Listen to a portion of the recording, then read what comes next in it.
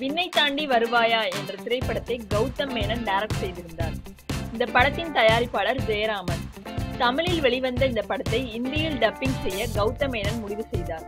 ரேஷ்மா கட்டாலா என்பவர் உதவியுடன் போட்டோ நிறுவனம் மூலம் டப்பிங் செய்யும் பணி நடந்தது. இந்த படத்தை இந்தியில் டப் செய்ய வேண்டுமானால் தனக்கு ரூபாய் 99 லட்சம் ராயல்டி தர வேண்டும் என்று பட தயாரிப்பாளர் ஜெயராமன் போலீசில் புகார் கொடுத்தும் ஏற்கவில்லை.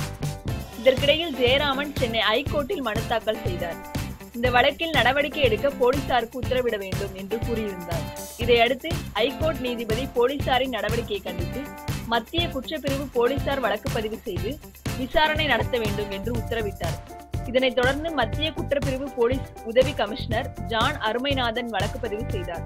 இயக்குனர் கௌதம் மேனன், ரேஷ்மா கட்டாலா, ராமானுஜம், வெங்கட் சோமசுந்தரம், சசிகலா தேவி ஆகிய 5 பேர் மீது மோசடி செய்தல், ஏமாற்றுதல் என வழக்கு பதிவு செய்யப்பட்டு நடவடிக்கை எடுக்கப்படுகிறது.